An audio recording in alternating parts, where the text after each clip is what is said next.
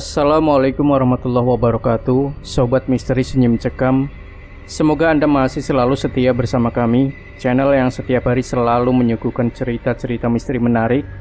Dan kesempatan kali ini kami sudah menyiapkan sebuah kisah misteri Yuda yang berjudul Lembah Sewu Mayit. Permisi Pak. Ku ketuk pintu sambil mengucap salam. Lalu terdengar suara jawaban si pemilik ruangan dari dalam sana. Masuk. Ku buka pintu lalu melangkah masuk. Pak Yanto sang manajer pabrik tersenyum lebar seraya mempersilahkan. Duduk Yud. Aku mengiyakan lalu duduk di kursi yang ada di depan meja kerjanya. Ada apa Pak? Oh enggak ada apa-apa. Santai aja. Bagaimana kerjaan kamu? Lancar? Tanya Pak Yanto berbahasa basi. Lancar Pak, alhamdulillah. Aku mengangguk, namun dalam hati timbul prasangka. Sikap Pak Yanto yang seperti ini biasanya ada maunya. Motor hadiah dari Pak Hermawan masih enak dipakai. Tanya Pak Yanto tiba-tiba. Seketika dahiku berkerut. Pertanyaan Pak Yanto terlalu aneh dan tak terduga. Aku pun makin curiga. Masih Pak, masih saya pakai sehari-hari. Memangnya kenapa Pak? Enggak apa-apa. Barusan Pak Hermawan telepon. Beliau titip salam buat kamu, sekaligus tanya soal motormu. Katanya kalau sudah nggak enak, mau diganti. Hah? Seketika aku terkejut, lalu cepat-cepat berikan gestur tangan tanda menolak. Gak usah Pak, motor masih bagus begitu kok mau diganti. Sampaikan saja salam hormat saya pada beliau. Bilang saja terima kasih. Oh ya sudah. Padahal kalau jadi saya bakal langsung minta motor keluaran terbaru. Kenapa enggak? Pak Hermawan itu orang kaya. Kalau cuma motor sih kecil. Pak Yanto jentikan jari. Aku cuma tersenyum mendengar jawaban Pak Yanto yang oportunis. Lalu coba sedikit menggertaknya agar dia berhenti ngelantur dan mau langsung bicara pada intinya. Ya sudah Pak, kalau begitu saya permisi dulu. Aku pamit sembari berpura-pura bangkit dari tempat duduk. Nanti dulu, saya belum selesai ngomong. Pak Yanto langsung gelagapan hingga nyaris berdiri. Betul kan, dia memang punya maksud lain. Loh, katanya nggak ada apa-apa. Saya kira cuma mau tanya soal motor saja. Timpalku sambil tersenyum, lalu kembali duduk. Iya, tapi bukan cuma itu. Ada hal lain yang mau saya sampaikan. Masalah apa, Pak? Jadi gini, Pak Hermawan itu punya keponakan dari Jakarta, namanya Christine. Nah, Christine dan teman-temannya suka bikin konten tentang tempat-tempat angker. Rencananya mereka mau bikin konten di desa terpencil dekat gunung sana. Lalu apa hubungannya dengan saya? Jadi gini, tadi Pak Hermawan minta supaya kamu ikut bersama Christine dan teman-temannya ke sana. Loh, kok saya? Saya mau disuruh apa? Pegang kamera? Ngerti juga enggak Pak sama yang begituan? Halah kamu itu ya. Saya lagi serius malah bercanda. Dengar dulu. Jadi kamu itu diminta untuk dampingi mereka. Soalnya tempat itu katanya terkenal angker. Loh, bagus dong. Memang itu kan yang mereka cari. Terus masalahnya di mana? Masalahnya, paranormal yang selama ini selalu dampingi mereka malah menolak untuk ikut. Dia malah melarang mereka untuk pergi ke sana. Jadi Pak Hermawan minta supaya kamu yang dampingi mereka. Jaga-jaga kalau terjadi apa-apa. Kepalaku mengangguk tanda mengerti, lalu coba menolak dengan berikan pengertian. Maaf Pak, menurut saya paranormal itu mungkin ada benarnya. Mungkin tempat itu terlalu bahaya untuk diusik. Jadi saya setuju dengan anjuran paranormal itu. Iya, tapi masalahnya Christine dan teman-temannya itu ngeyel. Dibilang begitu mereka malah jadi tambah penasaran, lalu nekat tetap mau pergi ke sana. Pak Hermawan jadi khawatir. Dia langsung telepon saya untuk minta bantuan kamu. Langsung kusandarkan punggung sambil geleng-geleng kepala. Tak mengerti kenapa orang-orang macam mereka begitu keras kepala. Padahal sudah banyak kejadian tentang orang-orang yang celaka akibat usil mengusik tempat-tempat angker. Tapi mereka tetap nekat hanya demi ketenaran dan pundi-pundi uang. Sejenak aku bimbang. Sebenarnya aku enggan untuk menyanggupi. Tapi mengingat yang minta Pak Hermawan sang pemilik pabrik, aku jadi sungkan untuk menolak. Lagi pula diriku sekarang malah jadi ikut-ikutan khawatir kalau nanti benar-benar terjadi hal buruk pada mereka. Gimana Yud? Kamu bersedia kan? Ayolah, ini Pak Hermawan yang minta langsung. Beliau tadi wanti-wanti. Dia benar-benar berharap kamu bersedia ikut. Aku menghela nafas dalam-dalam lalu menjawab pelan. Oke lah Pak. Nah gitu dong. Saya kan jadi nggak perlu repot-repot ngomong sama Pak Hermawan. Oke, kalau begitu nanti saya minta Christine langsung hubungi kamu, biar kalian sendiri yang bicara. Iya Pak, kalau begitu saya pamit dulu. Oke Yud. Tapi ngomong-ngomong, ini kamu beneran nggak mau ganti motor? Aji mumpung loh Yud, kapan lagi? Ini saya tinggal telepon, motor baru langsung meluncur. Gimana?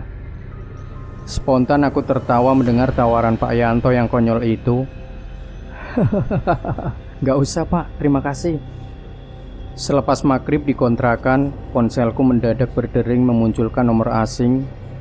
Ternyata Christine yang menghubungiku. Setelah berkenalan, lalu sedikit tanya ini dan itu, Christine mulai bicara tentang maksud dan tujuannya. Pokoknya Mas Yuda tenang aja. Makan, rokok, semua kami yang tanggung. Mas Yuda tinggal duduk anteng, ucap Christine di seberang sana. Terima kasih. Tapi Mbak Christine benar-benar nekat mau ke sana. Memangnya nggak ada tempat lain? Tempat lain sudah dikunjungi konten kreator yang lain Mas. Cuma ini satu-satunya tempat yang belum pernah mereka datangi. Makanya kita jadi penasaran, seperti apa sih tempatnya? Maaf Mbak, mungkin ada alasannya kenapa belum ada yang berani datang ke tempat itu. Mungkin paranormal teman Mbak itu benar, tempat itu terlalu berbahaya. Alah, bullshit. Kita ini manusia Mas, masa kalah sama setan? Saya 100% yakin gak bakal terjadi apa-apa. Aku hanya bisa geleng-geleng kepala. Ucapan Christine benar-benar tunjukkan sifat keras kepala. Aku paham benar sifat itu. Mayang Kemuning adalah contoh paling sohi untuk urusan yang satu ini. Ya sudah, terserah Mbak saja. Tapi saran saya, nanti selama di sana, kalian semua harus tetap jaga sikap. Jangan sembrono. Beres Mas. Nah gitu dong. Itu baru namanya laki-laki sejati. Masa Mas Yuda yang katanya dukun malah kalah sama saya yang orang biasa? Oke ya, besok pagi kita berangkat. Mas Yuda tunggu saja di rumah, nanti kita jemput. Christine lantas menyudahi pembicaraan kami. Aku cuma bisa merenung. Dulu orang-orang begitu takut dan menghindari tempat-tempat angker, tapi sekarang mereka malah antusias untuk berkunjung ke sana. Dunia benar-benar sudah terbalik. Selepas Isya, aku mulai persiapkan barang bawaan untuk besok. Christine dan teman-temannya punya rencana untuk menginap beberapa hari di sana. Seperti biasa, tak terlalu banyak barang yang kubawa.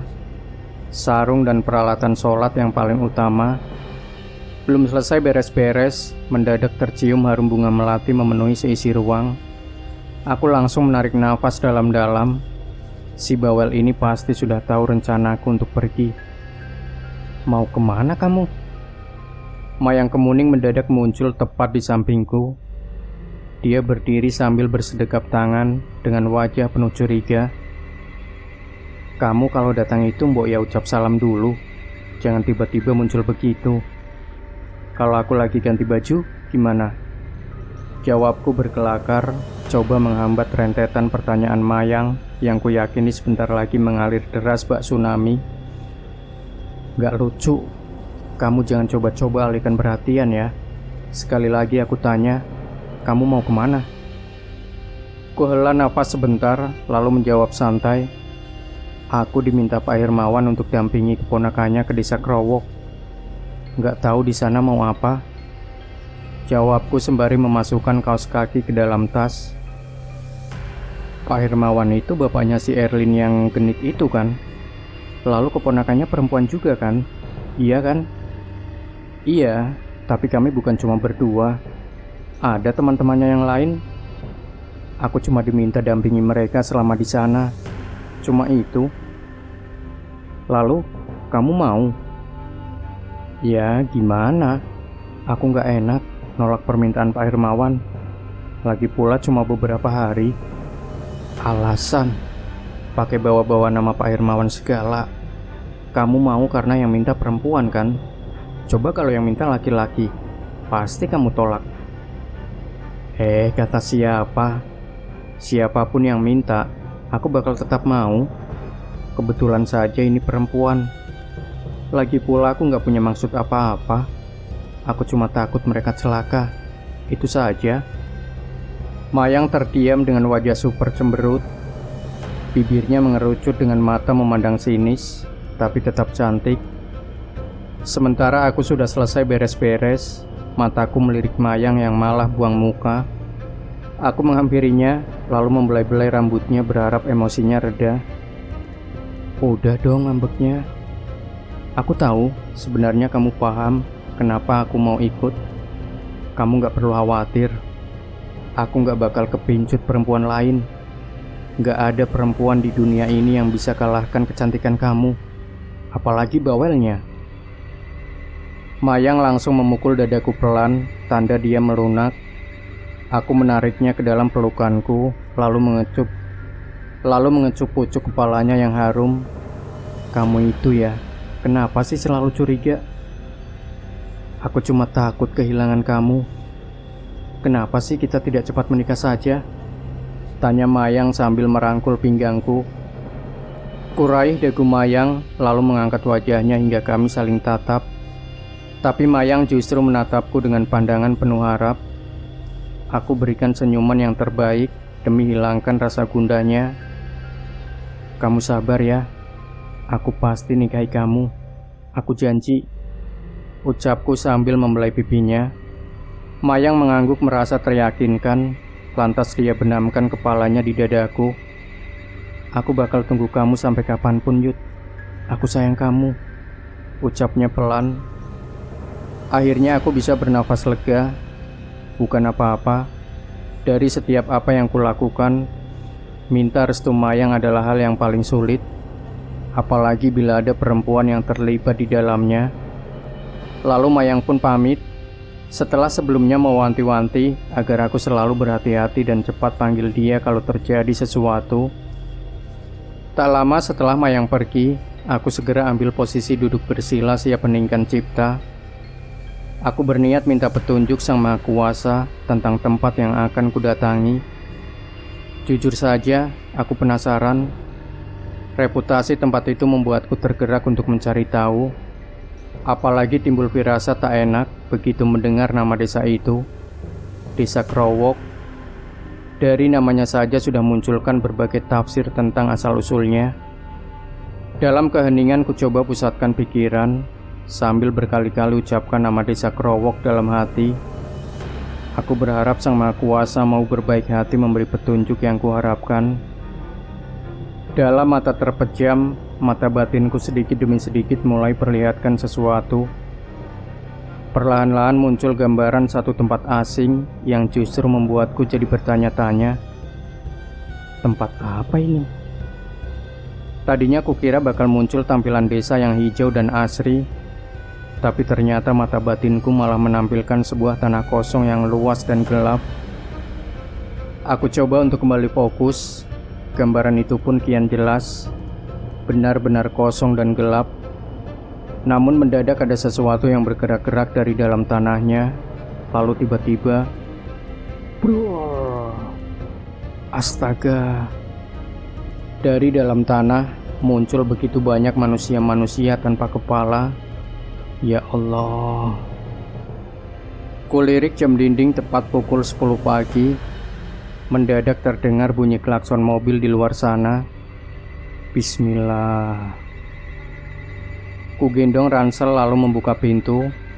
Terlihat seorang gadis keturunan Tionghoa turun dari mobil sambil lambaikan tangan. Lalu menyusul dua orang pemuda dan seorang gadis berwajah ayu yang langsung berdiri di dekat mobil. Aku melangkah menghampiri mereka. Si gadis Tionghoa langsung tersenyum begitu aku sampai di dekatnya. Oh, ini toh yang namanya Mas Yuda. Nggak nyangka. Ucapnya lalu melirik gadis yang satunya lagi sembari memberi kode mengangkat alis. Iya betul, saya Yuda. Memangnya kenapa? Enggak apa-apa. Saya Christine yang semalam telepon. Dan ini teman-teman saya. Ini namanya Ferdi, yang ini Tomo. Nah, kalau yang cantik ini namanya Linda. Balas Christine perkenalkan ketiga temannya. Kami saling berjabat tangan, lalu sedikit berbasa-basi. Tapi Christine sepertinya tak ingin buang-buang waktu. Langsung jalan aja yuk, kita udah kesiangan. Tempatnya kan jauh. Mas Yuda mau duduk di depan. Gak usah mbak, saya di belakang saja. Oke deh, ayo kita jalan. Kami kompak mengiyakan dan mobil pun segera meluncur. Beberapa menit melaju, Ferdi sepemuda atletis berpenampilan modis coba mulai pembicaraan dari balik kemudi. Gak nyangka ya. Tadinya aku pikir Mas Yuda ini orang tua. Gak taunya seumuran kita. Ucapan Ferdi langsung diamini Tomo, pemuda kurus berambut gondrong yang duduk di sampingnya. Iya, aku juga gak nyangka. Soalnya setauku, dukun itu kan biasanya sudah tua. Kirakil yang biasa ikut kita juga sudah tua. Memangnya Mas Yuda ini dari umur berapa belajar ilmu kebatinan? Tanya Tomo sedikit menoleh ke arahku. Maaf mas, saya bukan dukun. Cuma kebetulan sedikit mengerti masalah gaib. Saya juga gak pernah belajar ilmu apa-apa. Semuanya bawaan lahir. Oh gitu. Tomo manggut-manggut. Tapi Ferdi sepertinya belum teryakinkan mengingat penampilanku yang di luar dugaannya. Maaf ya mas, bukan maksud saya meragukan kemampuan Mas Yuda. Tapi apa Mas Yuda yakin bisa jaga kita-kita? Lawang Kirakil yang kawakan saja nyerah, gak berani ikut. Christine spontan menyaut sengit. Sembarangan aja kalau ngomong. Mas Yuda ini orang yang sudah bantu Om Hermawan waktu dikirimi santet. Mas Yuda juga pernah sembuhkan kesurupan massal di pabrik, iya kan mas? Aku cuma bisa nyengir, lalu Christine menyikut Linda yang sejak tadi hanya diam di sampingnya. Lin, kok diem aja sih? Mau aku yang tanyain? Apaan sih? Linda nampak risih. Gadis berparas ayu itu langsung buang muka dengan wajah merona merah. Alah, pakai malu-malu segala. Cuek aja. Ejek Christine lalu beralih padaku. Mas, sudah punya pacar belum? Linda jomblo nih.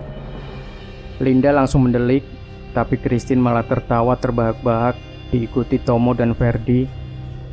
Tomo yang rupanya masih penasaran lalu kembali lontarkan pertanyaan. Mas, kalau boleh tahu, sudah pernah ketemu setan apa aja? Pocong, genderuwo, kuntilanak, atau siluman ular barangkali? Nggak banyak mas. Ya nggak jauh beda dari yang mas sebut tadi. Tapi kalau siluman ular, saya malah belum pernah dengar. Memangnya ada? Tomo seketika berbalik badan. Ada mas. Wah gimana sih? Masa nggak tahu? Saya sendiri sudah pernah lihat. Badannya ular tapi kepalanya manusia. Nyeremin mas. Kata orang-orang, itu rajanya siluman ular. Saya lihat dia waktu kami ke Jogja. Oh gitu. Aku cuma manggut-manggut, tapi dalam hati jadi geli sendiri. Apa Mas Yuda sudah punya gambaran tentang tempat yang bakal kita datangi? Christine coba beralih pada topik pembicaraan lain. Gak banyak mbak. Tapi yang pasti tempat ini sepertinya bukan untuk main-main. Makanya saya maklum kalau paranormal yang namanya Kiragil tadi melarang kalian pergi ke sana. Ferdi spontan berkomentar, "Alah, paling tempatnya biasa aja." Aku yakin Kiragil itu sengaja takut-takutin kita biar bayarannya ditambah. Lagu lama, ujar Ferdi mencibir. Tomo pun mengamini. Aku cuma bisa geleng kepala. Tadinya aku mau ceritakan tentang apa yang kulihat dalam tirakatku semalam, tapi melihat sikap mereka yang sok jagoan, aku malah jadi ragu kalau mereka bakal percaya. Tapi begitulah anak kota, merasa paling unggul dan tahu segalanya. Setelah menempuh perjalanan panjang dan melelahkan, menjelang sore akhirnya kami sampai di depan gapura batu yang nampak kusam dan kuno. Bentuknya benar-benar mirip gapura zaman kerajaan. Tapi melihat hal itu, Tomo malah teriak kegirangan. "Wah, bakal keren nih. Dari depannya aja udah serem begini," teriak Tomo sambil arahkan kameranya dari dalam mobil yang kini berjalan pelan menggilas jalan tanah yang tak rata. Ferdi lalu menoleh ke arah Christine. "Chris, kamu langsung live aja mulai dari sini." Christine langsung tunjukkan ponselnya. "Live pakai apaan? Mendadak gak ada sinyal," ucapnya sembari menguncang-guncang ponselnya. Linda yang sejak tadi diam, tiba-tiba angkat bicara. "Kayaknya bener kata Kiragil deh." Aku langsung merinding. Firasatku jadi gak enak. "Apa kita batalin aja ya?" ucapnya sambil mengusap-usap tengkuk. Enak aja. Kita ini udah jauh-jauh dari Jakarta, masa belum apa-apa udah minta pulang. Lagian kamu tenang aja, Lin, kan ada Mas Yuda. Aku juga udah siap sama cincin jimat warisan kakekku, sahut Tomo sambil perlihatkan cincin berhiaskan batu hitam di jari manisnya. Ferdi sempatkan mata melirik jari Tomo. "Anjay, kamu bawa juga tuh cincin." "Iyalah, ini cincin gak pernah bikin kecewa. Kamu ingat kan kuntilanak merah yang di Bogor? Kalau bukan karena cincin ini, aku yakin waktu itu kita celaka." Tomo lalu mengusap-usap cincinnya. "Chris, kamu yakin ini tempatnya? Dari tadi kok cuma hutan doang, mana kampungnya?" tanya Ferdi yang nampak bingung sambil tengok-tengok dari balik kemudi. "Bener kok, kata si Sugeng, kita memang bakal lewat hutan dulu, baru nanti kita ketemu kampungnya. Nanti di sana Pak Wongso sudah nunggu kita," sahut Christine. Ferdi mengangguk, sementara diriku sejak tadi hanya diam. Aku bisa merasakan hawa jahat yang kian lama kian kuat. Kalau bisa aku beri nilai, mungkin kekuatannya ada di tingkat 7 dari 10. Tak lama kemudian, kami tiba di sebuah persimpangan jalan. Ferdi lalu hentikan mobil karena tak tahu hendak kemana arahkan setirnya. Yang lainnya pun sama bingungnya. Sementara aku tengah menatap tajam seorang kakek bungkuk berpakaian serba hitam yang sedang berdiri mematung di bawah sebuah pohon beringin besar. "Kayaknya ke kanan, Fer." Christine coba memberi saran, tapi Ferdi masih ragu. "Kamu yakin, Chris?"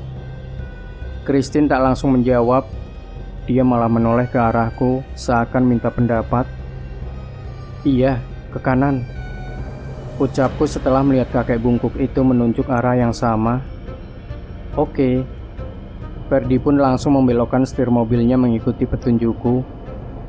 Ketika mobil melintas persis di depan kakek itu, aku mengangguk tanda berterima kasih. Linda yang sejak tadi nampak gelisah sempat melirik ke arahku lalu ikut mengangguk. "Kamu lihat apa, Lin?" tanya Christine heran. Tapi Linda cepat-cepat menjawab sambil berusaha bersikap biasa. Enggak apa-apa," ucapnya lalu melirik ke arahku. Aku tersenyum pada Linda. Kini aku tahu kenapa sejak tadi dia gelisah. Rupanya dia punya kelebihan hingga mampu rasakan apa yang kurasakan. Bahkan dia bisa melihat kakek itu yang jelas-jelas bukan manusia. Hari mulai gelap ketika kami sampai di mulut sebuah desa yang sepi. Sepanjang jalan kami hanya disuguhi jajaran rumah yang renggang dan nampak lengang dalam suasana remang. Tak lama kemudian, kami jumpai seorang lelaki setengah baya yang berdiri di depan sebuah rumah sambil lambaikan tangan. Ferdi langsung hentikan mobil. Satu persatu kami pun turun dari mobil, sementara lelaki setengah baya itu melangkah mendekat. "Saya Pak Wongso, kepala desa sini. Selamat datang di desa kami." Christine menjabat tangan Pak Wongso lalu perkenalkan diri. "Saya Christine Pak, temannya Sugeng." "Oh, ini yang namanya Mbak Christine. Sugeng sudah cerita. Ya sudah, mari masuk dulu." Kami berlima mengikuti Pak Wongso masuk ke dalam rumah. Tomo kembali sorotkan kameranya ke sana kemari, sementara yang lain jelalatan memperhatikan isi rumah. "Shh, Lin, jadul banget ya rumahnya." Ferdi berbisik dekat telinga Linda, tapi Linda tak berikan respon apa-apa. "Silakan duduk dulu. Istri saya sedang siapkan minum. Kalian mau makan?" Pak Wongso sopan menawarkan. "Nggak usah Pak, terima kasih," sahut Christine sambil duduk di samping Linda yang sejak tadi hanya diam. Ferdi yang ikut duduk di sampingku langsung regangkan badan, sementara Tomo masih sibuk dengan kameranya. "Bagaimana perjalanannya?" Pak Wongso coba awali pembicaraan demi cairkan suasana.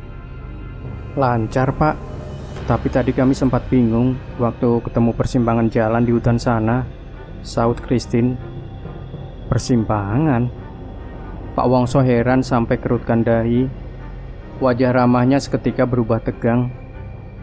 "Iya Pak, memang kenapa?"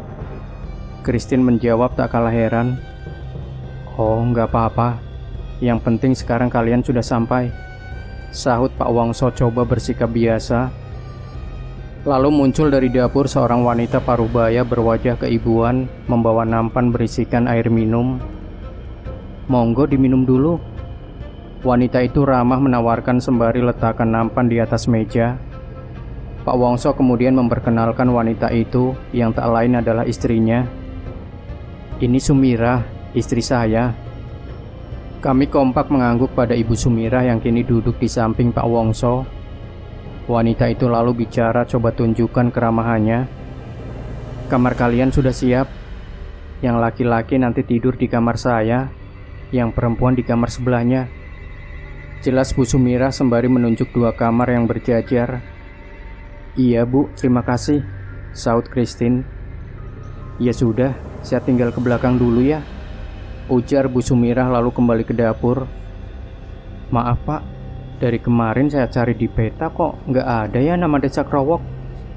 Kami sampai kebingungan. Kalau nggak dipandu petunjuk Sugeng, mungkin kami sudah kesasar," tanya Christine. "Yo, ndak bakal ada Mbak. Lawang namanya sudah lama ganti. Nama desa Krowok itu nama lama." Christine mengangguk paham. Aku yang sejak kemarin penasaran, akhirnya menanyakan perihal asal-usul nama desa ini. "Maaf Pak, kalau boleh tahu, kenapa dulu dinamai desa Krowok?" "Oh, jadi nama desa Krowok itu diambil dari nama Ki Krowok, pendiri desa ini. Nama aslinya Raden Suto, tapi dia dapat julukan Ki Krowok karena tampangnya yang cacat." "Cacat? Cacat bagaimana Pak?" "Pipi kanannya bolong besar sampai giginya terlihat. Konon katanya dia jadi begitu akibat berkelahi dengan musuh. Musuhnya tewas, tapi Raden Suto terluka di wajahnya. Sejak itu dia dapat julukan Ki Krowok. Nah, makam yang akan kalian kunjungi itu makamnya Ki Krowok." "Oh, jadi begitu ceritanya. Lalu letak makamnya di mana Pak?" tanya Ferdi. "Ada di luar desa. Besok saya antar. Tapi serius, kalian mau berkunjung ke sana?" "Iya Pak, memangnya kenapa?" Christine nampak penasaran. "Yo, ndak apa-apa. Tapi selama ini belum pernah ada orang luar yang berani berkunjung ke sana. Kami yang asli sini saja takut." "Takut kenapa Pak?" tanya Christine lagi. Makamnya terkenal angker. Sering terdengar suara rintihan dan bau busuk di sekitar sana. Ditambah lagi dengan bentuk makam Ki Krowok yang aneh. Aneh? Aneh bagaimana, Pak? Nanti kalian lihat saja sendiri. Esok harinya sesuai rencana, Pak Wongso mengantar kami mengunjungi makam Ki Krowok menjelang sore. Tadinya Pak Wongso ingin mengantar kami pagi hari, tapi akhirnya dia terbujuk rayuan Christine yang meminta pergi sore hari demi terciptanya suasana horor yang diinginkan. Tentu saja dengan iming-iming sejumlah uang.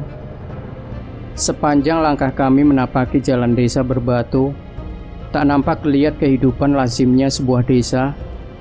Hanya ada 1-2 orang yang kami jumpai dan langsung memandang heran ke arah kami. Kok sepi banget ya, Pak? Penduduknya pada kemana? Tanya Ferdi. Ya memang begini, Mas. Desa ini penghuninya tinggal sedikit. Itu juga kebanyakan orang tua. Yang muda-muda sudah lama pergi merantau dan cuma pulang sesekali, termasuk Sugeng dan kedua anak laki-laki saya. Christine memeriksa ponselnya lalu terlihat kesal. Di sini susah sinyal ya, Pak? Tanya gadis bermata sipit itu pada Pak Wongso. Iya, Mbak. Maklum desa terpencil, jangankan sinyal, lawang listrik saja baru ada 8 tahun yang lalu. Christine menghela nafas lalu memasukkan ponselnya ke dalam tas. Yang lainnya pun nampak kecewa. Aku hanya tertawa dalam hati. Kehilangan sinyal bagi mereka seperti kehilangan nyawa saja. Pak Wongso terus membawa kami keluar desa, lalu melewati jalan yang sama dengan yang kami lalui kemarin. Sampai akhirnya kami tiba di depan pohon beringin besar itu. Aku jelas masih ingat pohonnya, tapi aneh, tak nampak ada jalan bercabang di situ. Loh, bukannya kemarin di sini jalannya bercabang ya? Ferdi kebingungan. Rupanya dia juga menyadari akan hal itu. Iya ya, kok aneh? Tomo menambahkan sambil matanya jelalatan mencari-cari. Aku sempat melihat wajah Pak Wongso berubah tegang, tapi dia langsung coba menutupinya. Masa iya, Mas? Barangkali salah lihat. Di sini nggak ada jalan bercabang, seperti yang kalian maksud. Christine dan teman-temannya saling pandang. Aku tahu mereka bingung, tapi tidak denganku. Aku paham kalau tempat dengan hawa jahat seperti ini penuh dengan tipu daya. Aku yakin ada sesuatu yang sengaja ingin menyesatkan kami agar terperangkap dan akhirnya hanya berputar-putar saja, atau malah membawa kami masuk ke alam gaib. Setelah melewati pohon beringin besar, Pak Wongso berbelok arah masuk ke dalam hutan. Kini tak ada lagi jalan setapak. Yang ada hanya pohon-pohon besar serta rumput liar dan semak belukar. Tomo langsung mengarahkan kameranya menyorot Ferdi dan Christine yang mulai bicara sambil berjalan, menggambarkan situasi bak reporter ulung. Sedangkan Linda sejak tadi hanya diam dengan wajah yang lagi-lagi gelisah. Setelah berjalan kurang lebih beberapa ratus meter, wajah Christine dan teman-temannya seketika berubah. Wajah Christine dan teman-temannya seketika berubah ceria ketika menginjakkan kaki di sebuah lembah yang hijau dan luas. Gila, bagus banget pemandangannya. Pekik Tomo kegirangan, lalu sorotkan kameranya demi mengabadikan panorama yang mahal itu. Tapi dia berhenti saat melihat sesuatu di kejauhan.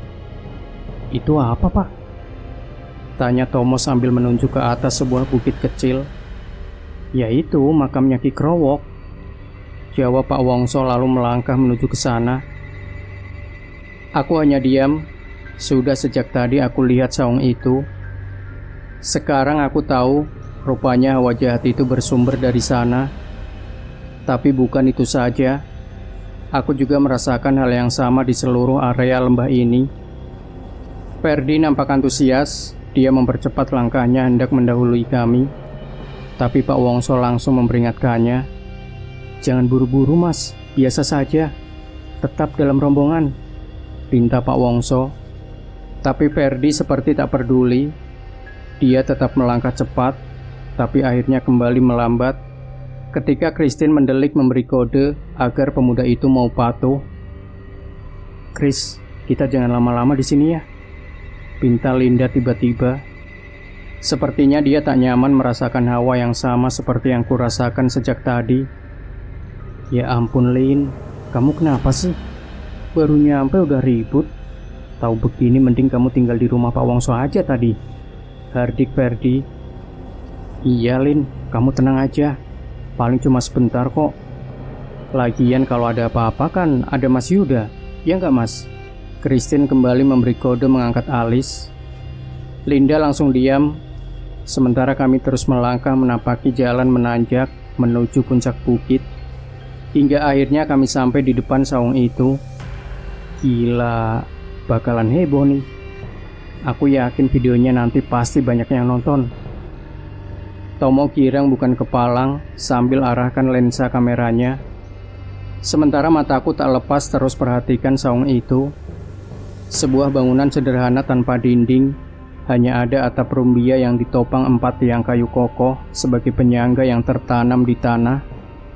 Di tengah saung ada kain tebal kecoklatan yang dibentangkan, tak ubahnya tenda setinggi leher dengan keempat sudut kain diikat pada masing-masing tiang penyangga. Sementara di tengah-tengah kain terbujur pocong kumal yang nampak kempes membungkus tulang belulang. Tomo langsung atur fokus kameranya ke arah Ferdi dan Christine yang mulai melangkah mengelilingi saung sambil ngoceh menggambarkan situasi puncak bukit dan kondisi jasad Ki Krowok sedetail mungkin. Gila guys, nyeremin guys, aneh guys. Begitu ucapan yang berkali-kali keluar dari mulut mereka sambil menunjuk-nunjuk pocong Ki Krowok yang seakan tergolek di atas permadani terbang. Namun ketika Ferdi hendak mendekati pocong itu, Pak Wongso buru-buru mencegahnya. Jangan dekat-dekat Mas, dari sini saja. Kenapa Pak? Gak apa-apa, sejak dulu kami memang dilarang untuk mendekat, apalagi sampai menyentuh. Kami tak tahu kenapa, kami hanya nurut apa kata orang tua. Benar-benar aneh ya, kok ada orang dimakamkan seperti ini? Apa Pak Wongso tahu sebabnya? Tanya Christine. Saya nggak tahu persis Mbak, tapi dulu kakek saya bilang Ki Krowok sengaja dimakamkan seperti ini karena jasadnya tak boleh menyentuh tanah. Christine manggut-manggut, tapi Ferdi seperti menyepelekan jawaban Pak Wongso lalu berseloroh konyol. Memangnya kenapa kalau sampai menyentuh tanah? Bakal hidup lagi terus loncat-loncat gitu? Iya, Pak Wongso menjawab cepat. Mimik wajah seriusnya menandakan kalau dia tak main-main. Seketika Ferdi terdiam, begitu pula dengan yang lain, termasuk aku. Pak Wongso pandangi wajah kami satu persatu, lalu dia lanjut bercerita. Sementara kamera Tomo kini berfokus padanya. Ki Krowok dipercaya punya ilmu rawa rontek. Itu sebabnya jasadnya tak boleh menyentuh tanah, karena diyakini bisa hidup lagi. Christine kembali manggut-manggut lalu menimpali. Saya pernah dengar cerita tentang ilmu itu, tapi selama ini saya pikir itu cuma cerita karangan orang-orang saja. Ternyata ilmu itu benar-benar ada ya Pak, sahut Christine. Kurang lebih begitu Mbak. Tapi selain rawa rontek, Ki Krowok katanya juga punya ilmu-ilmu lain yang tak kalah menakutkan. Bahkan, konon, katanya ada salah satu ilmunya yang mengharuskan dia makan isi kepala manusia. Hah? Makan kepala manusia? Serius Pak? Sadis. Tomo terkejut bukan kepalang. Dia sampai lupa pada kameranya yang kini fokus entah kemana. Iya, orang-orang bilang setelah Ki Krowok memenggal kepala para korbannya, mayat-mayatnya dia buang dan ditelantarkan begitu saja hingga membusuk di lembah Sewu Mayit. Sambung Pak Wongso lagi. Dahi Ferdi seketika berkerut mendengar nama itu. Lembah Sewu Mayit? Di mana itu Pak? Pak Wongso langsung menunjuk ke arah lembah. Yaitu, lembah yang di sana itu. Sejak dulu kami menyebutnya Lembah Sewu Mayit. Mendengar itu, wajah Christine dan teman-temannya seketika memucat. Cerita tentang kesadisan Ki Krowok dan keangkeran Lembah Sewu Mayit sepertinya mulai goyahkan mental mereka.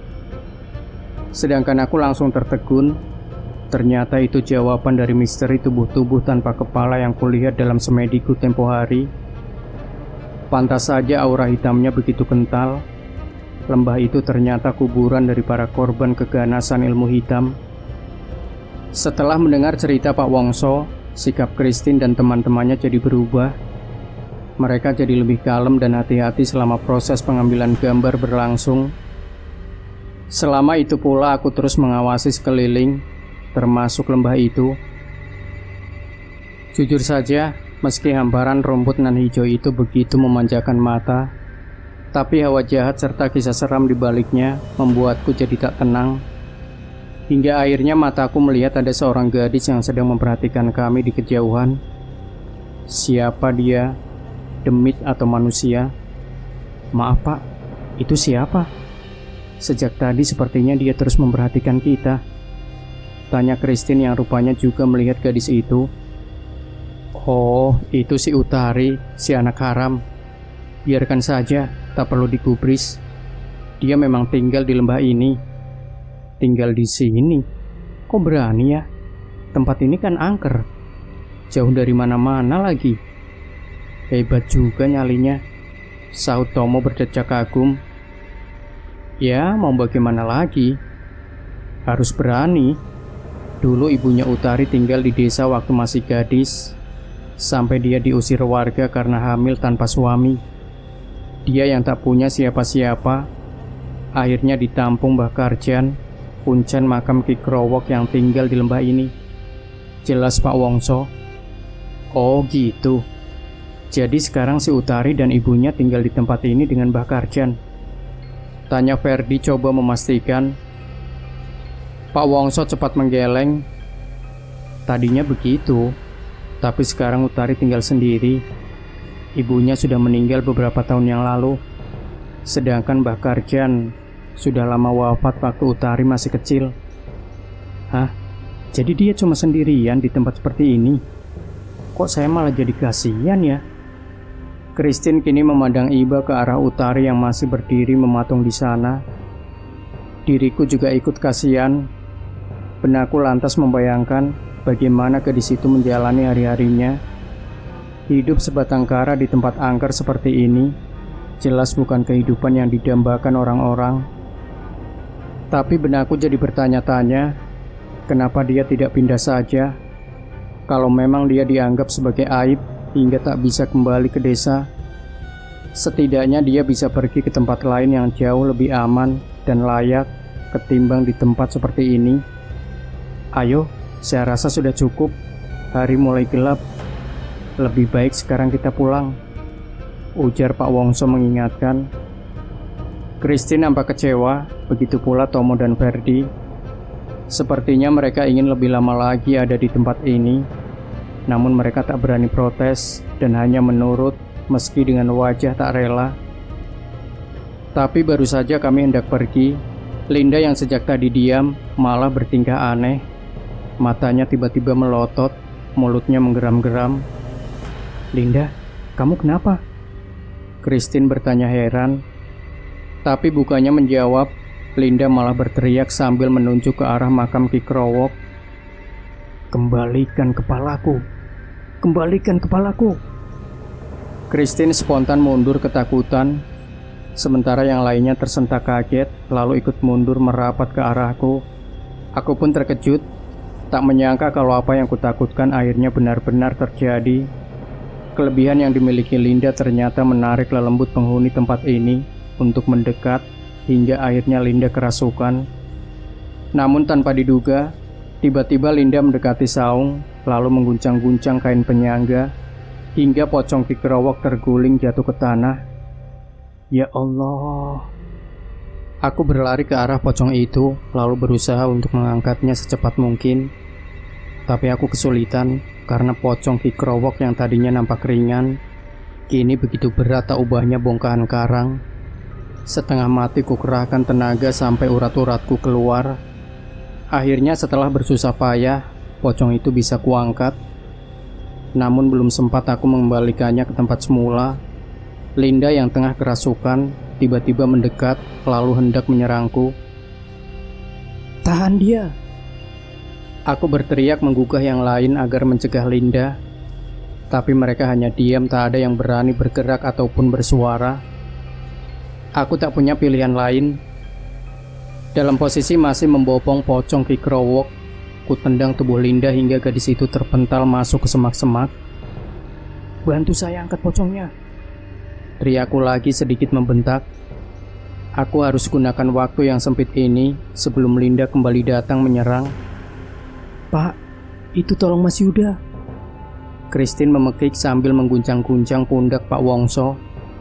Lelaki itu nampak ragu-ragu, tapi akhirnya dia mau bergerak diikuti Ferdi dan Tomo. "Hati-hati, jangan sampai jatuh," pintaku sambil berdiri pelan-pelan sembari tetap memegangi pocong Ki Krowok yang terasa semakin berat. Ferdi, Tomo, dan Pak Wongso dengan tangan gemetar ikut membantuku mengangkat pocong itu, lalu bersama-sama mengembalikannya ke tempat semula. Aku bernapas lega, namun hanya sesaat. Bukan apa-apa, meski pocong Ki Krowok telah kembali pada peraduannya, namun kain penopangnya kini seperti tak kuat lagi untuk menyangga. Sementara Ferdi, Tomo, dan Pak Wongso cepat-cepat mundur dengan tubuh gemetar dan wajah pucat pasi. Mereka nampak masih syok dengan peristiwa yang baru saja terjadi. "Linda kemana?" Tiba-tiba Christine memekik menyadarkan kami.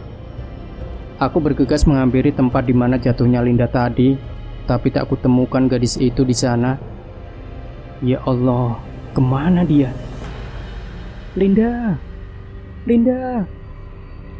Christine spontan berteriak-teriak. Ferdi dan Tomo selingukan dengan wajah panik dan kebingungan. Kami semua langsung berpencar mencari Linda di area sekitar. Tapi setelah menjelajahi setiap jengkalnya, Linda tetap tak bisa ditemukan.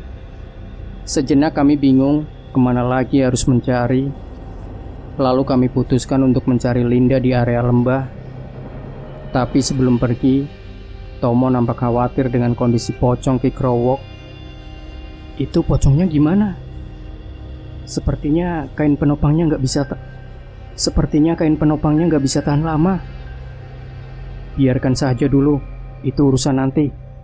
Yang penting sekarang kita harus cari Linda." Ucapanku segera diamini yang lain.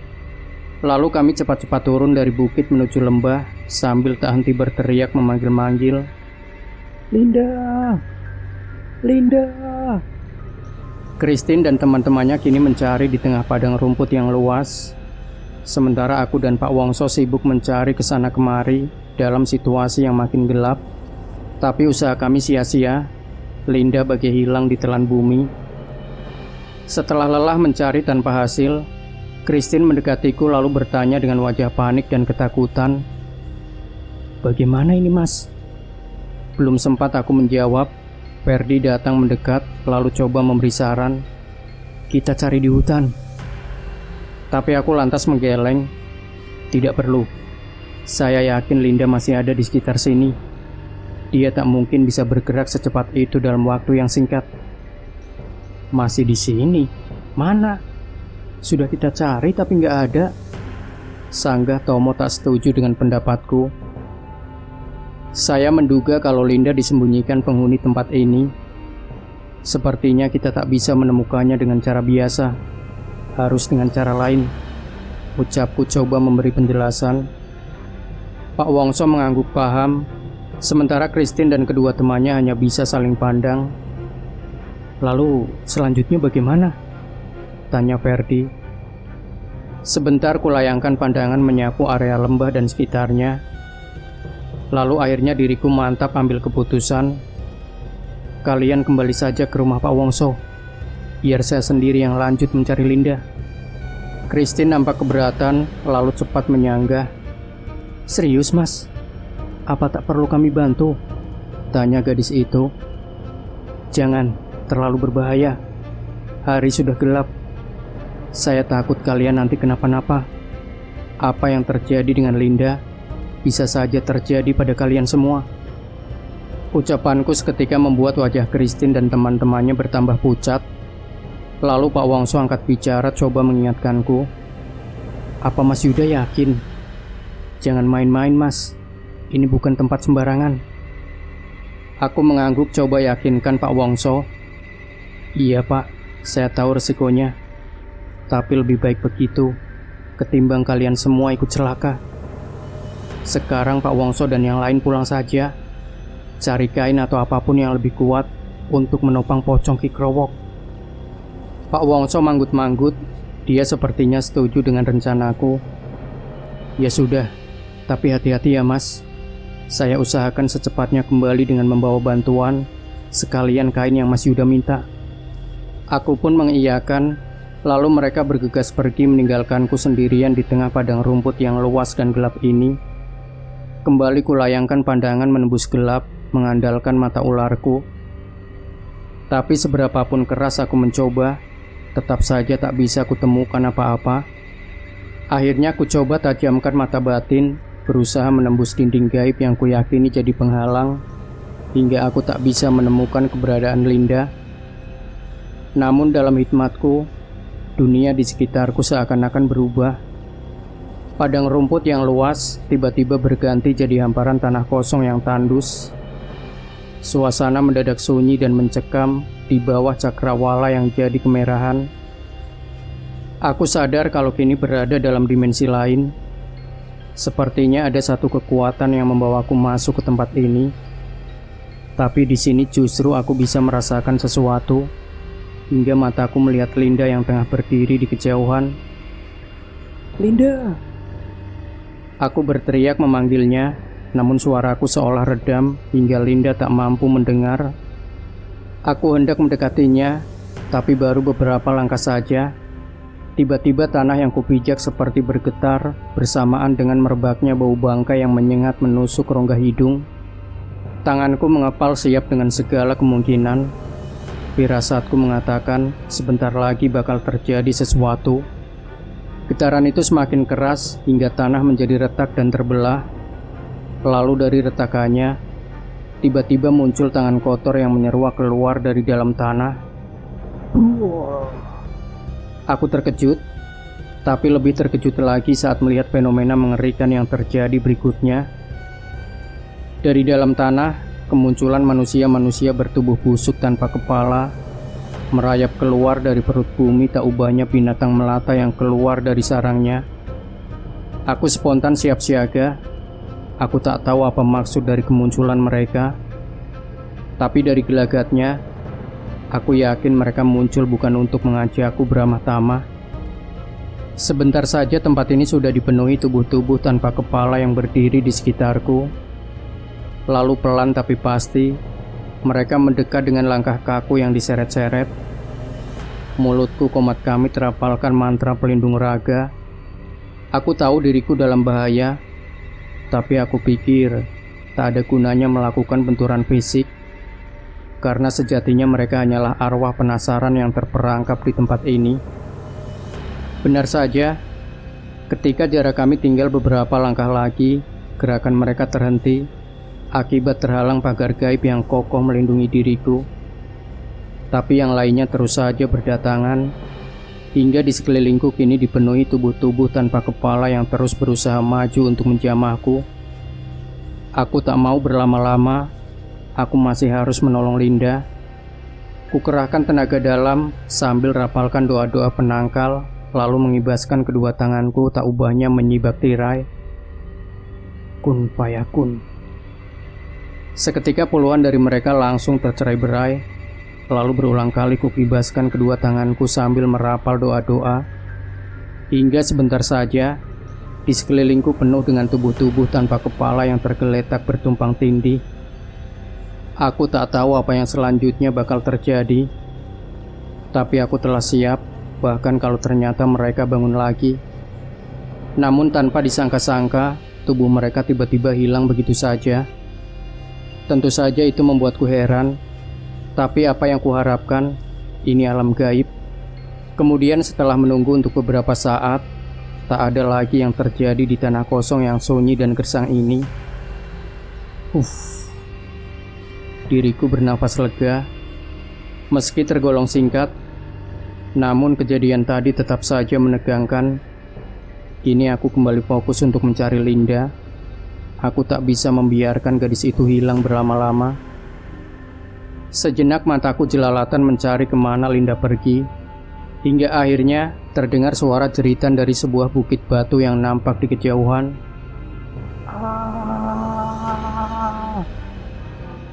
Aku bergegas menuju ke sana, dan ketika akhirnya aku sampai, betapa diriku terperangah saat menyaksikan pemandangan yang sungguh mencengangkan. Linda nampak bersimpuh dengan rambut yang dijambak oleh sosok bertubuh kurus kering dengan wajah yang berlubang mengerikan. Ki Krowok, mau apa kamu? Lepaskan dia!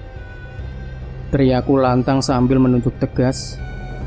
Tapi Ki Krowok malah menyeringai, membuat wajahnya kian menakutkan. Aku mau kepala anak ini, ucap Ki Krowok dengan suara yang lirih dan parau. Dari auranya bisa kurasakan kalau dia berwujud nyata, tidak seperti wujud halus dari para korbannya tadi. Aku segera ambil posisi siap tarung. Aku tak tahu bagaimana dia bisa membawaku dan Linda masuk ke alam gaib ini.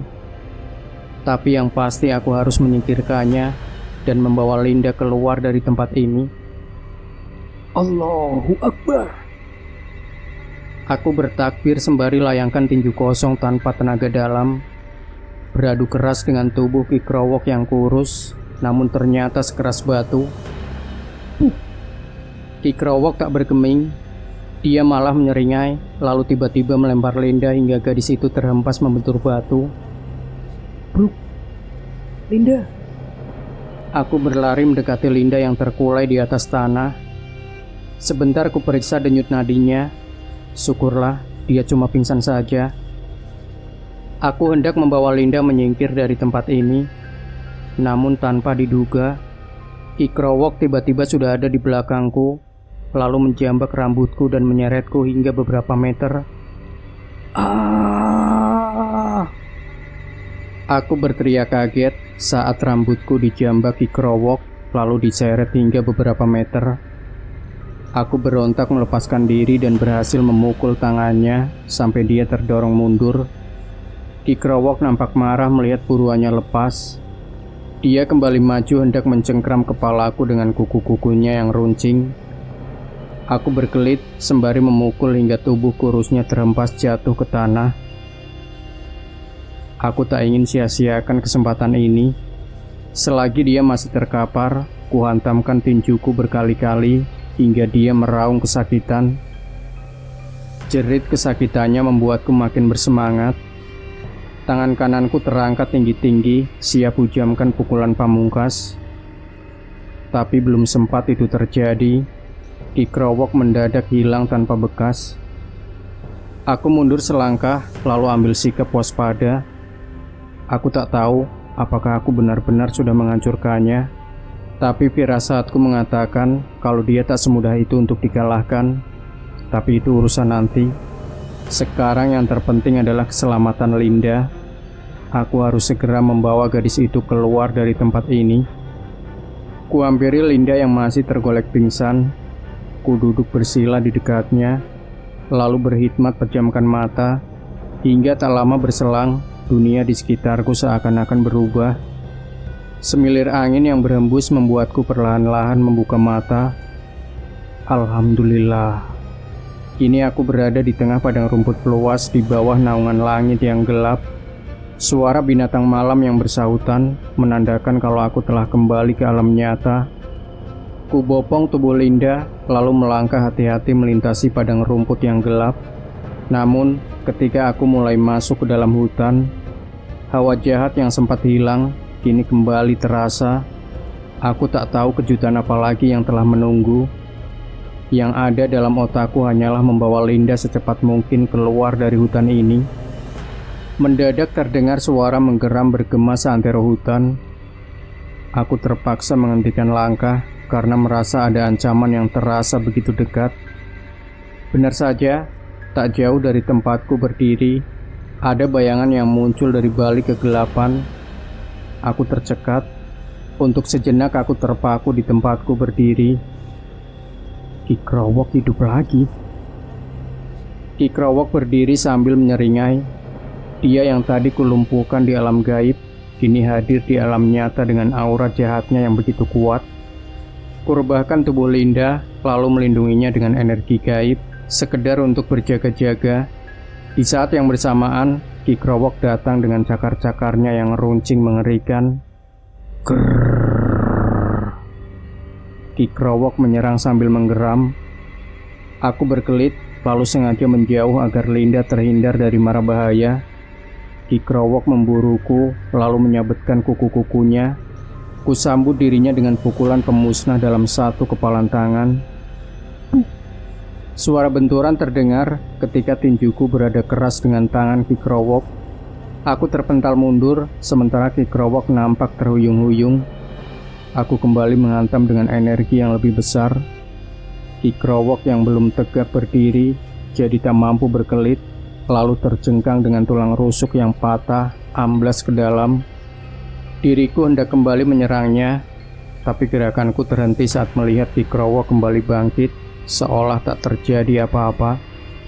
Hal itu tentu saja membuatku heran. Ilmu apa yang dimilikinya?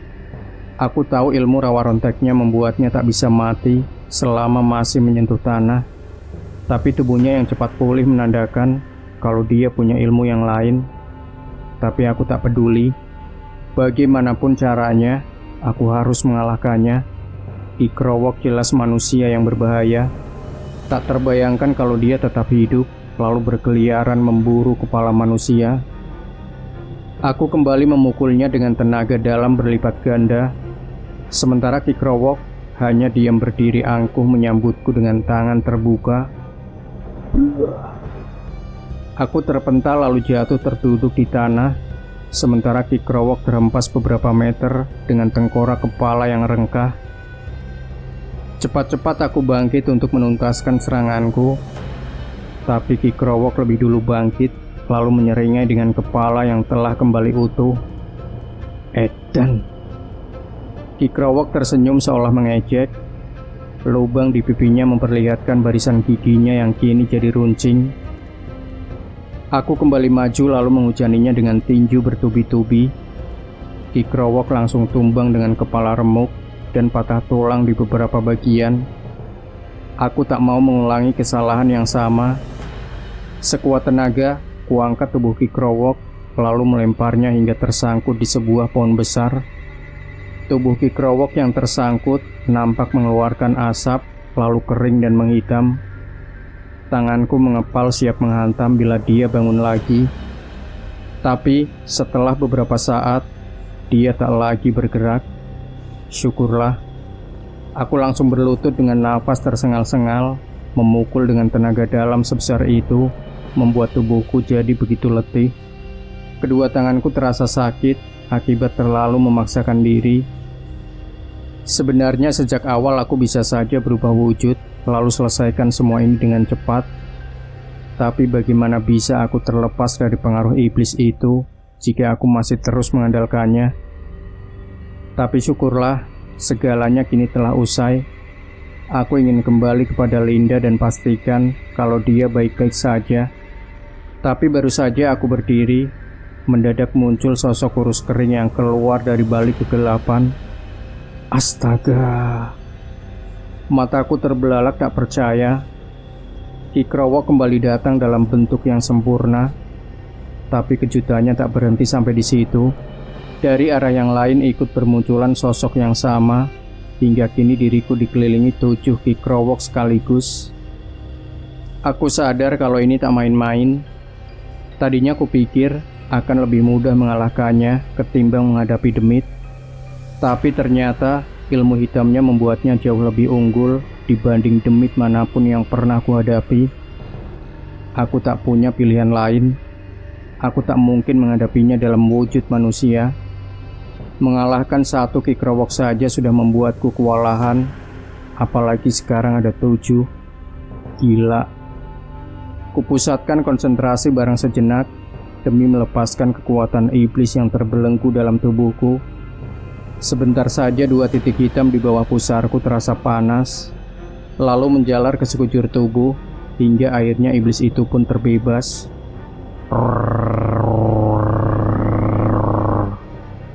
Aku meraung keras seiring wujudku yang kini dipenuhi sisik keemasan, lalu segera merangsek menyerang salah satu dari kikrowok yang ada di dekatku. Wus! Pukulanku keras menderu, tapi tinjuku hanya menghantam angin karena kikrowok menghilang begitu saja. Lalu aku beralih pada wujud kikrowok yang lain dan memukulnya dengan emosi meledak-ledak. Tapi lagi-lagi seranganku luput. Kikrowok kembali menghilang hingga tanganku malah menghantam pohon sampai hangus terbakar. Ada apa ini? Ilmu apa lagi yang dimilikinya hingga mampu mempermainkanku macam begini? Kualihkan pandangan pada wujud kikrowok yang lainnya, tapi ternyata jumlahnya tetap 7 dengan posisi yang acak tak beraturan. Emosiku memuncak karena merasa dipermainkan, lalu menyerang membabi buta menghantam ketujuh sosok itu secara beruntun. Bunyi dentuman bersahut-sahutan. Ketujuh sosok itu musnah tak berbekas. Aku berdiri sambil menatap dengan mata merah menyala, lalu terkejut melihat pemandangan yang membuatku jadi terperangah. Dari balik kegelapan, kembali bermunculan 7 sosok kikrowok dengan tubuh yang masih utuh. Tapi bukan itu yang membuatku terkejut, melainkan tubuh-tubuh tanpa kepala yang ikut bermunculan dari segala penjuru arah.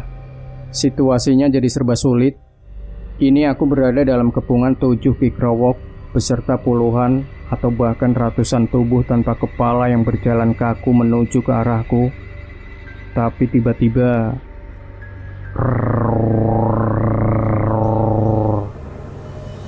terdengar raungan keras datang mendekat.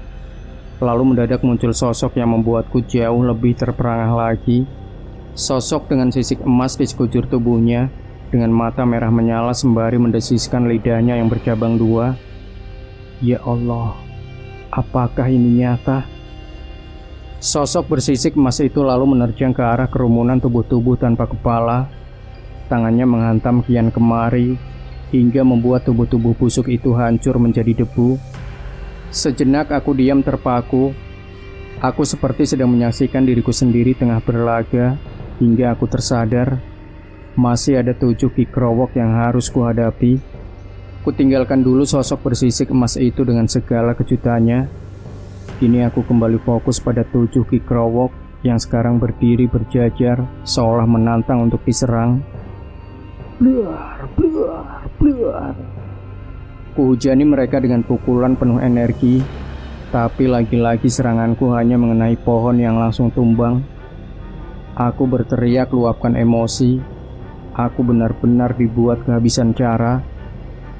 Kini aku hanya diam berdiri sambil terengah-engah, bukan karena kelelahan, melainkan menahan emosi yang meletup-letup melihat kikrowok yang kembali muncul, lalu bertolak pinggang dengan senyum penuh kemenangan. Itu bukan dia. Mereka hanya bayangannya. Dia masih ada di puncak bukit. Hancurkan dia di sana. Sebuah suara bisikan terdengar di telingaku. Suara tanpa wujud yang aku tak tahu siapa pelakunya. Tapi tak ada waktu untuk berpikir. Diriku tergerak untuk melakukan apa yang suara tadi bilang. Kuhantamkan kembali pukulan bertubi-tubi kepada 7 sosok kikrowok. Lalu seperti tadi, mereka hilang tanpa bekas. Sebelum 7 kikrowok itu kembali muncul, aku bergerak secepat mungkin menuju puncak bukit. Ternyata suara bisikan itu benar adanya. Di situ kutemui pocong kikrowok yang masih tergolek di atas kain penyangga, persis di tempatnya semula. Aku tak mau buang-buang waktu. Segera ku angkat pocong kikrowok, lalu melemparnya tinggi-tinggi ke udara. Sebelum dia jatuh ke tanah, aku melompat menyongsongnya dengan pukulan berkekuatan penuh, hingga sisik-sisik di tanganku jadi menghitam. 3 pukulan sekaligus menghantam tubuh kikrowok yang tengah meluncur ke bawah. Bunyi dentumannya begitu keras dengan semburat cahaya menerangi langit. Tubuh kikrowok hancur menjadi debu di udara, lalu buyar diterpa angin malam yang berembus membawa debu-debu itu tersebar ke segenap penjuru lembah. Aku mendarat gagah di atas puncak bukit. dengan tangan terkepal siap menanti bila mana Ki Krowok benar-benar muncul lagi. Tapi ternyata itu tidak terjadi. Ilmu rawa ronteknya tak mampu hidupkan kembali tubuhnya yang telah sirna tertiup angin. Kini aku yakin kalau aku benar-benar telah memusnahkannya. Sebuah malapetaka besar akhirnya bisa kucegah. Lalu aku teringat akan sosok bersisik emas tadi. Siapa dia? Bagaimana wujudnya bisa sama persis seperti diriku? Aku bergegas turun dari bukit lalu kembali ke dalam hutan. Di sana kulihat sosok bersisik emas itu tengah berdiri di antara tubuh-tubuh tanpa kepala yang bergelimpangan. Untuk sesaat kami saling pandang, saling menatap satu sama lain dengan perasaan yang sulit dilukiskan. Lalu perlahan-lahan sosok bersisik emas itu berubah wujud, kembali pada bentuk manusia yang seketika membuatku kaget bukan kepalang. Utari? Aku pun kembali pada wujud manusia, sama sepertiku. Utari nampak kaget begitu melihatku. Kamu? Utari berucap heran. Aku melangkah mendekatinya, tapi Utari malah berbalik pergi, lalu hilang di balik kegelapan. Tunggu! Aku berniat untuk mengejarnya, tapi urung kulakukan karena teringat dengan Linda. Aku bergegas kembali ke tempat di mana Linda kurebahkan tadi, tapi pikiranku kini tak bisa lepas dari Utari. Kutemui Linda yang baru sadar sambil memegangi kepala. Dia nampak kaget melihatku datang dari balik kegelapan. Aku di mana? Tanya Linda kebingungan sambil memandangi sekeliling. Kita ada di dalam hutan. Ayo, sekarang kita pulang. Ucapku padanya yang masih nampak lemah dan layu. Kubopong tubuh Linda karena dia tak sanggup berjalan. Apa yang baru saja dialaminya pasti membuat sekujur tubuhnya terasa sakit dan ngilu. Selama perjalanan keluar hutan, Linda masih nampak kebingungan. Dia benar-benar tak tahu kalau sudah terjadi pertempuran dahsyat demi menyelamatkan dirinya. Saya kenapa? Yang lain kemana? Tanya Linda dalam boponganku. Kamu tadi kesurupan, lalu pingsan. Yang lain pergi cari bantuan. Saya tadi melihat makhluk menakutkan. Dia menjambak rambut saya, lalu Mas Yuda datang. Setelah itu, saya tak ingat apa-apa lagi. Mungkin kamu cuma mimpi, sahutku sambil tersenyum. Linda pun diam. Aku tak tahu apakah dia percaya dengan ucapanku yang terkesan sekenanya. Tapi yang terpenting, gadis ini sudah terhindar dari malapetaka. Akhirnya kami tiba di mulut desa. Nampak di kejauhan Pak Wongso dan beberapa orang warga tengah berkerumun. Salah satu dari mereka yang melihat kedatangan kami langsung berteriak sembari menunjuk. Itu mereka. Semua orang seketika menoleh. Pak Wongso nampak terkejut, lalu setengah berlari menghampiri kami. Ya Allah, syukurlah kalian selamat. Aku mengangguk sambil tersenyum, lalu terus berjalan sembari membopong Linda menuju rumah Pak Wongso, di antara orang-orang yang tak henti berucap syukur. Setibanya di rumah Pak Wongso, Christine dan kedua temannya langsung kaget melihat kedatangan kami. Mereka menyambut kami dengan wajah sukacita. Ya Tuhan, Linda, syukurlah kamu ketemu. Pekik Christine sambil berlari menghampiri. Bu Sumira lantas meminta agar Linda segera dibawa ke dalam kamar. Saya minta air putih. Pintaku sesaat setelah membaringkan Linda di atas kasur. Christine pun segera memberikan apa yang kuminta. Sejenak kubacakan doa-doa di bibir gelas, lalu minta Linda untuk meminumnya. Minum ini, supaya hawa jahat tuntas keluar dari tubuhmu. Linda pun menurut, lalu menenggak air dalam gelas sampai habis. Setelahnya dia nampak jauh lebih baik. Terima kasih mas, ucapnya dengan pandangan mata yang tulus. Aku tersenyum padanya, lalu meninggalkannya untuk bergabung bersama Pak Wongso serta yang lain yang telah menunggu di ruang tamu. Mas Yuda, cuma ini yang bisa saya dapatkan. Apakah ini cukup kuat untuk menopang pocong Ki Krowok? Tanya Pak Wongso sembari tunjukkan beberapa lembar karung goni. Gak perlu pak, Ki Krowok sudah musnah. Musnah? Musnah bagaimana? Tanya Pak Wongso heran. Lalu kuceritakan tentang bagaimana jasad Ki Krowok hidup lagi, lalu kuhancurkan.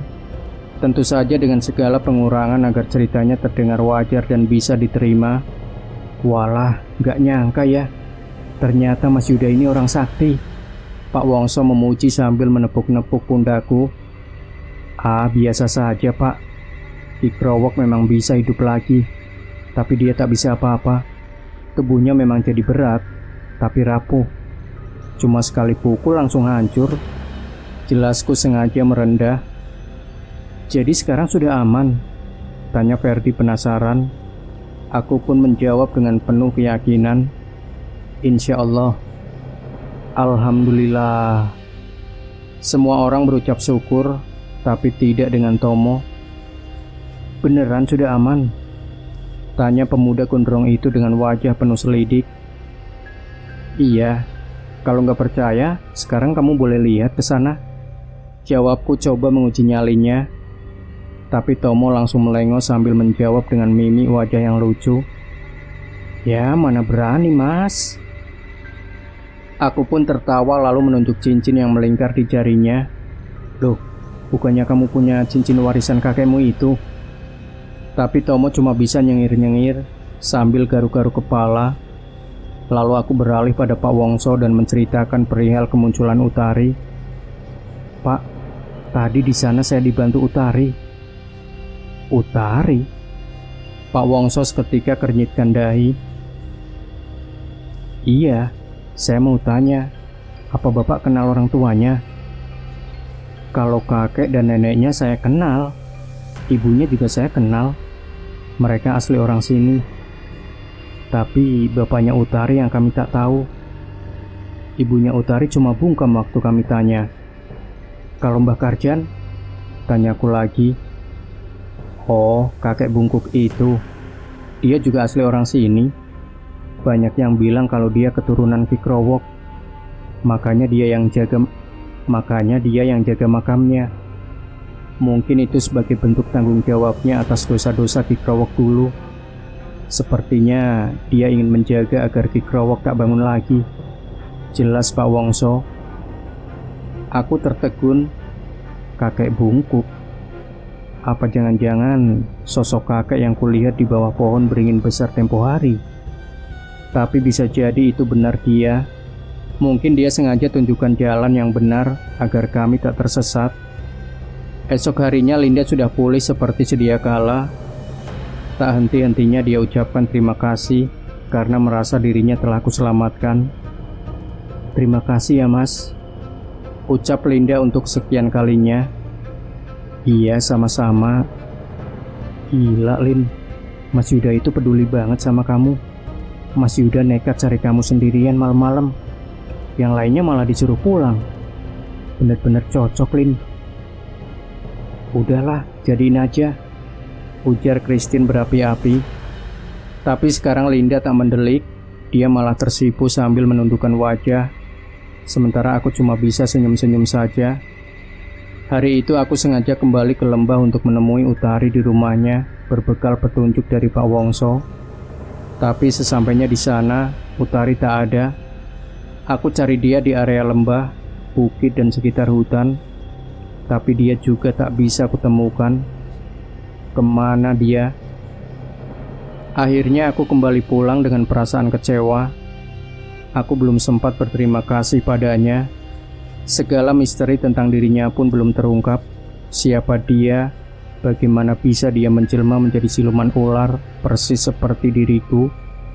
Lewat tengah hari, kami pun pamit pada Pak Wongso. Lelaki itu melepas kepergian kami, sambil berpesan agar kami tak sungkan-sungkan untuk berkunjung lagi. Selama perjalanan pulang, tak henti-hentinya Christine dan kawan-kawannya membicarakan tentang pengalaman kami di makam Ki Krowok dan lembah Sewu Mayit. Sementara aku lebih banyak diam di samping Linda, yang kali ini sengaja minta duduk di belakang bersamaku. Lin, cie, anteng banget dari tadi duduk sama Mas Yuda, ejek Tomo setengah berteriak dari kursi depan. Sementara Ferdi senyum-senyum di balik setir. Christine yang duduk di bangku tengah pun langsung mendelik. Sirik aja kamu. Biarin aja, kenapa? Linda itu sengaja minta duduk di belakang karena dia belum merasa tenang. Emang cincin kamu itu bisa bantu kalau Linda kenapa-napa? Iya, aku akui. Kalau dibanding sama ilmunya Mas Yuda, cincinku jelas kalah jauh, sahut Tomo. Kamu masih pusing? Aku coba bertanya pada Linda yang sejak tadi hanya diam di sampingku. Sedikit mas, tapi gak apa-apa kok. Lagian kan ada Mas Yuda, jawab Linda dengan wajah merona merah. Christine yang kebetulan melihat adegan tadi langsung senyum-senyum sendiri. Linda yang menyadari akan hal itu jadi terlihat risih. Apaan sih? Tanya Linda malu-malu. Enggak apa-apa. Seneng aku lihatnya, sahut Christine sambil tersenyum, dan mobil pun terus melaju. Singkat cerita, menjelang tengah malam, mobil pun sampai di depan kontrakanku. Aku turun dari mobil lalu ucapkan salam perpisahan pada Christine dan teman-temannya yang berencana mampir dan menginap di rumah Pak Hermawan. Keesokan harinya, seseorang mengetuk pintu kontrakanku. Ketika pintuku buka, aku terkejut melihat Christine dan Linda yang berdiri di depan pintu. Halo Mas Yuda, sapa Christine sambil tersenyum lebar. Kalian ada apa? Ayo masuk. Maaf tempatnya berantakan. Iya gak apa-apa mas. Ini loh, saya cuma mau antar Linda.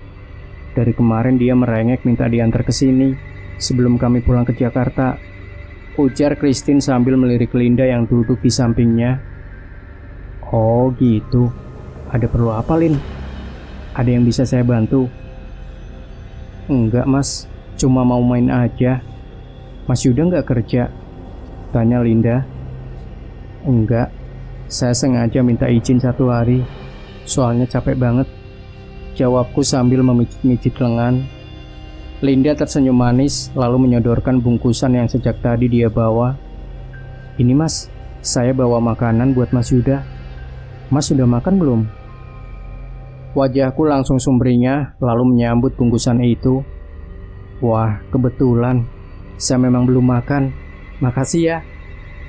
Lalu kami berbincang-bincang bareng sejenak, hingga tak lama kemudian Christine dan Linda pamit untuk langsung pulang ke Jakarta. Mas, kalau nanti ke Jakarta, mampir ya, ujar Linda menawarkan. Insya Allah. Keduanya pun akhirnya pergi, sambil Linda terus melambaikan tangan hingga mobil menjauh, lalu tak nampak lagi. Sepeninggalan Christine dan Linda, aku yang memang kelaparan segera membuka bungkusan dan langsung girang melihat ayam bakar dan nasi uduk, berikut sambal dan lalapan yang menggugah selera. Tak perlu menunggu lama, segera kusantap makanan itu dengan lahapnya. Tapi baru beberapa suap saja, tercium aroma bunga melati yang begitu menyengat. Aduh, apalagi nih? Enak ya ayamnya? Tanya Mayang Kemuning yang mendadak muncul sembari melongok makananku. Iya enak, jawabku tanpa menoleh sambil terus mengunyah. Apalagi yang bawa 2 perempuan cantik. Siapa namanya? Christine sama Linda, tanya Mayang menyindir. Iya, mereka cuma mampir sekalian pamit. Memangnya kenapa? Gak apa-apa, kamu makan lahap betul. Kok kalau makan makanan dariku, kamu biasa aja? Tanya Mayang lagi. Klik. Seketika makanku berhenti, lalu memandang heran ke arah gadis gaib calon istriku itu. Biasa aja gimana? Aku setiap makan selalu lahap begini kok. Itu cuma perasaan kamu aja. Ah enggak, beda, jawab Mayang sambil buang muka. Ya Allah Mayang, ini aku lagi makan loh. Nanti kalau keselak gimana? Ya sudah, gak usah dimakan kalau takut keselak. Begitu aja kok repot. Mayang sewot sambil melotot. Oke, aku gak jadi makan. Tapi aku masih lapar. Terus gimana?